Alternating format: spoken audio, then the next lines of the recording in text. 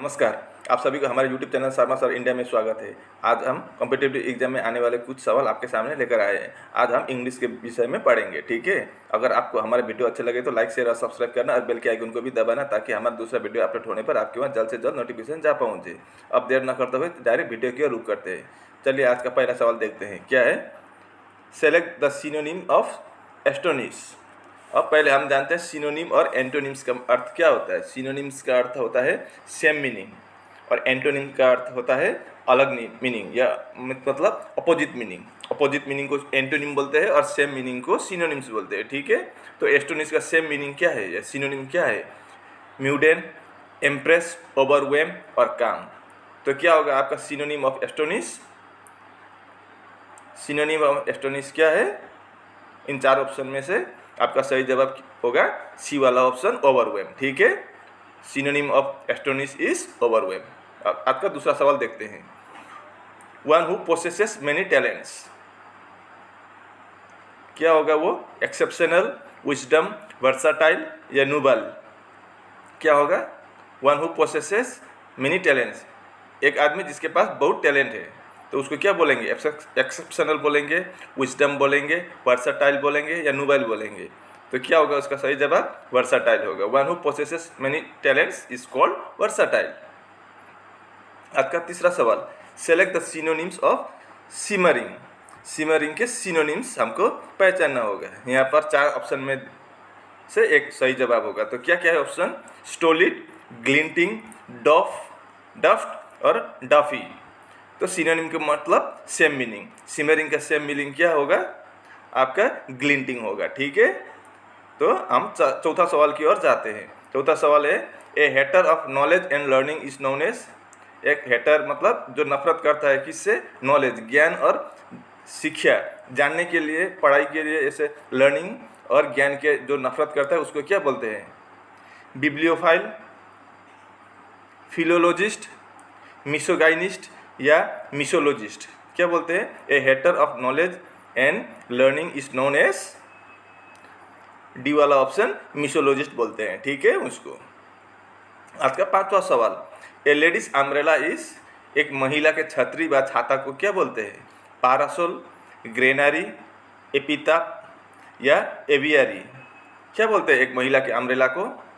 आपका सही जवाब होगा ए वाला ऑप्शन, पारासोल, ठीक है। अब हम छठा सवाल की ओर जाते हैं। Find the correct spelling word.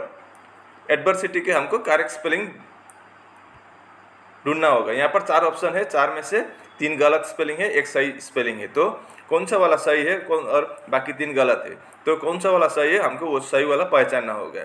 Spelling हमको जानना होगा एडवर्सिटी का स्पेलिंग क्या होगा। तो सही स्पेलिंग क्या होगा आपका सी वाला ऑप्शन, ADVERSITY, ठीक है। ये एडवर्सिटी आपका सी वाला ऑप्शन सही जवाब होगा एडवर्सिटी का।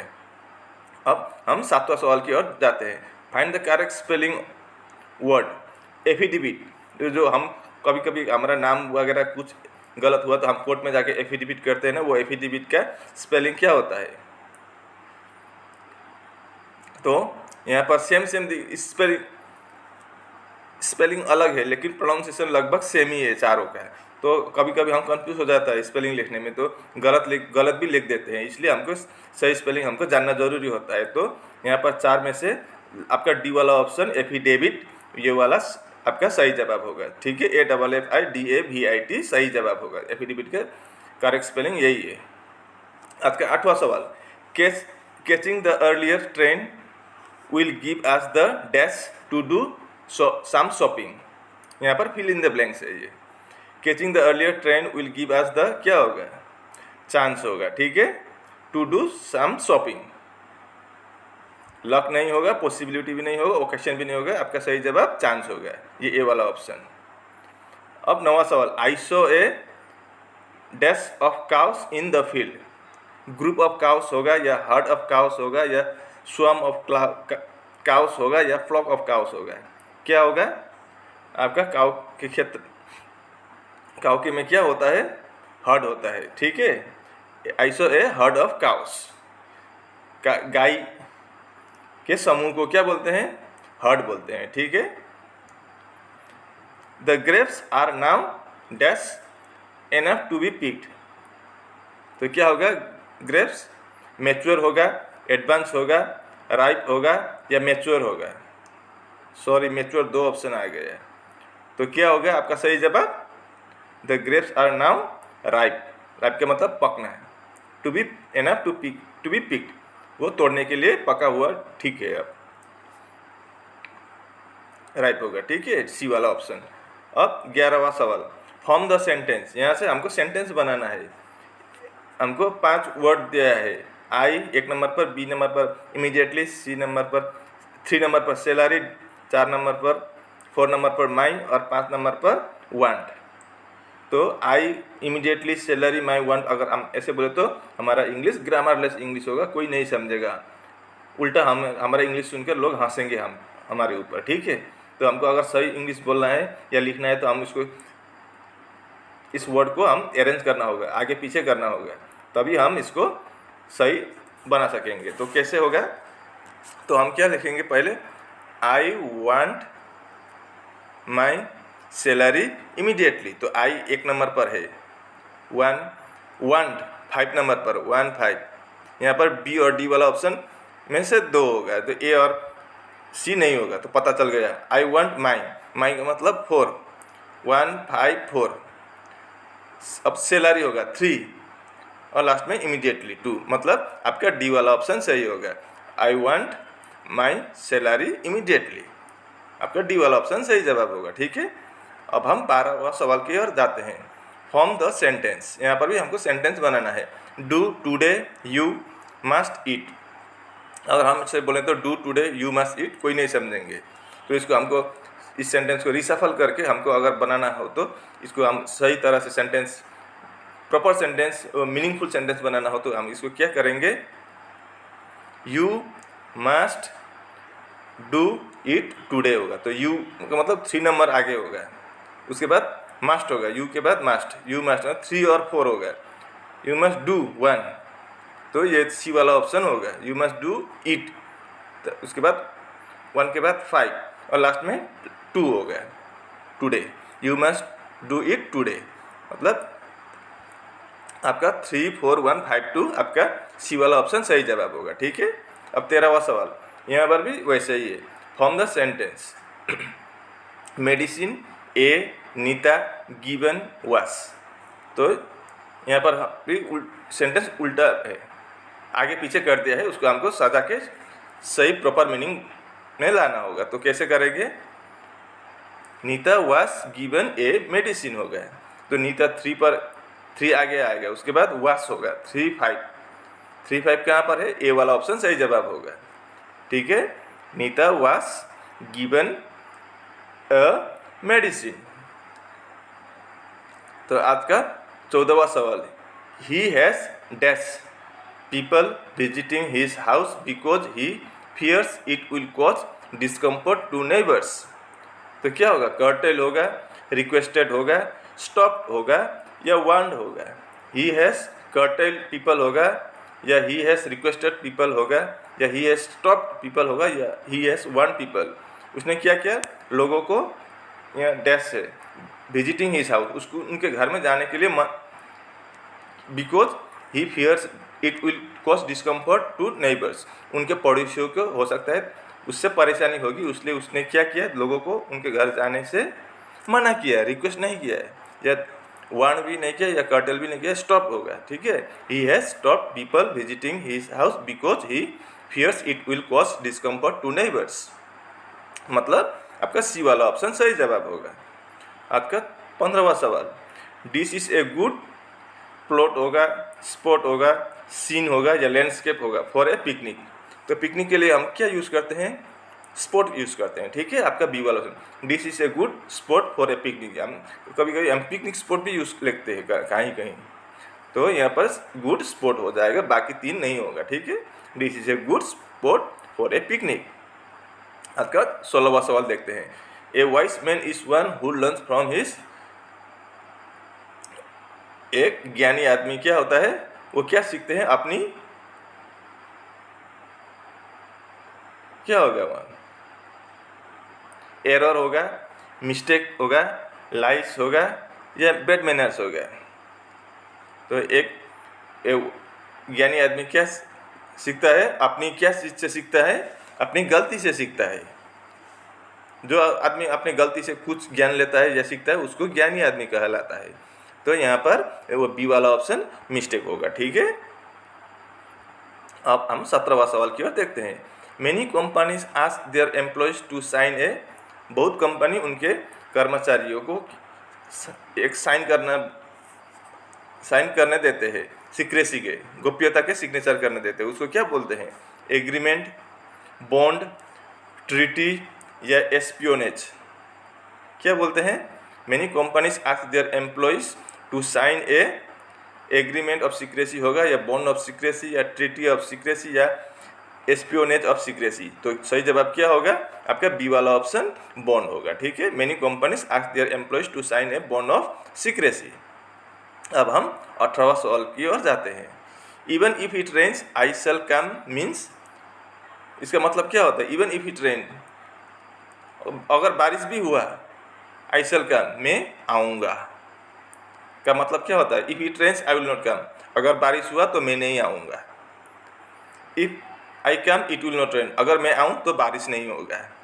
आई will certainly come whether it rains और नॉट, मैं ज़रूर आऊँगा, अगर बारिश हो या ना हो तो भी मैं ज़रूर आऊँगा। और I am less likely to come if it rains, अगर बारिश हुआ तो मैं न भी आ सकता हूँ। तो इनमें से कौन सा जवाब सही होगा? कौन सा सेंटेंस सही होगा? If it rains I shall come means, even if it rains I shall come means आपका सी वाला option, I will certainly come, मैं ज़रूर आऊँगा, वेदर इट रेन्स और नॉट, अगर बारिश भी हो या न भी हो तो भी मैं ज़रूर आऊँगा। आपका सी वाला ऑप्शन सही जवाब होगा, ठीक है। अब हम 19वां सवाल देखते हैं। एंटोनिम्स ऑफ टेराइबल इज, एंटोनिम का मतलब विपरीत अर्थ, ऑफ टेराइबल का, टेराइबल मतलब भयानक का विपरीत अर्थ क्या होगा? सूथिंग, फ्राइटनिंग, स्कैरिंग और हॉराइबल। तो यहाँ पर देखने से तीन तो एक ही मीनिंग का यहाँ पर है, फ्राइटनिंग, स्कैरिंग और हॉराइबल, ये सेम मीनिंग, लगभग सेम है मीनिंग। तो आपका वो सूथिंग, ए वाला ऑप्शन सही जवाब होगा, ठीक है। कभी कभी आप इनका अर्थ न जानने पर भी आप यहाँ पर बाकी तीनों का देखिए, स्कैरिंग, फ्राइटनिंग और हॉराइबल एक ही मीनिंग लगता है सबको। तो ये सूथिंग, ये अगर आप मीनिंग ना जाने तो भी आप इस पर टिक कर दे सकते हैं, ठीक है। कभी कभी ऐसा तुक्का लगाने से भी मिल जाता है। अब आपका अंतिम सवाल, antonym of last is, last के एंटोनिम क्या है? एंड, ग्रो, डिमिनिश या फिनिश। एंटोनिम का मतलब विपरीत अर्थ, लास्ट का मतलब अंतिम, एंड होगा, ग्रो होगा, डिमिनिश होगा या फिनिश होगा। यहाँ पर देखने से भी पता चलता है कि यहाँ पर एक वर्ड अलग है, क्या है वो? ग्रो। ग्रो का मतलब उगना है, लास्ट का मतलब फिनिश्ड, अंतिम। उगना का मतलब कोई एक पेड़ उगता है तो वो मतलब वो शुरुआत है, उसका स्टार्टिंग है। तो आपका सही जवाब क्या होगा? ग्रो होगा, ठीक है। चलिए अब हम इसको अंतिम न करके और 5 क्वेश्चन बढ़ाते हैं। तो हम क्वेश्चन नंबर 21 की ओर जाते हैं। Antonym of modern is, antonym का मतलब विपरीत अर्थ, मॉडर्न का मतलब आधुनिक, लेटेस्ट। तो उसका विपरीत क्या होता है? Up to date, recent, latest या एंशिएंट। तो मॉडर्न का एंटोनिम्स क्या होगा? आपका अप टू डेट नहीं होगा, रिसेंट भी नहीं होगा, लेटेस्ट भी नहीं होगा, तो एंशिएंट। एंशिएंट का मतलब पौराणिक, लेटेस्ट का, मॉडर्न का मतलब आधुनिक, मतलब अभी युग में जो चल रहा है, इस युग में जो चल रहा है, तो उसका विपरीत क्या होगा? पौराणिक युग, है ना। तो आपका डी वाला ऑप्शन सही जवाब होगा, ठीक है। अब हम 22वां सवाल की ओर जाते हैं। ये फिल इन द ब्लैंक्स है, आपका आर्टिकल आपको यहाँ पर फिलअप करना है। There is dash fish in dash bottle, तो क्या होगा यहाँ पर? द होगा, there is the fish in the बोतल होगा, या there is a fish in the बोतल होगा, या सी वाला there is a fish in a बोतल होगा, या नन ऑफ दिस, इनमें से कोई भी नहीं होगा।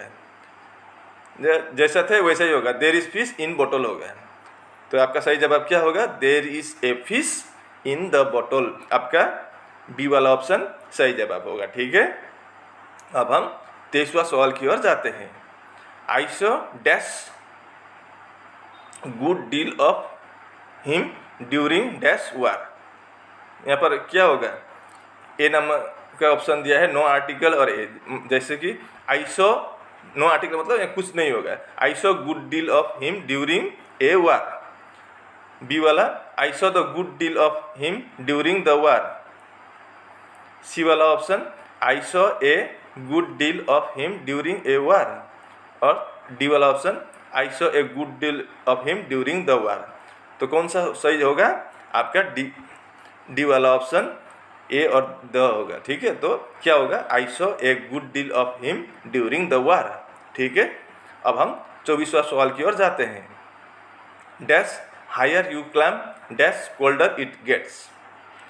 तो क्या होगा यहाँ पर ए पर बताया गया है, पहले वाला पर द आएगा और पिछले वाला पर कुछ नहीं होगा, तो नो आर्टिकल मतलब यहाँ पर कुछ नहीं होगा।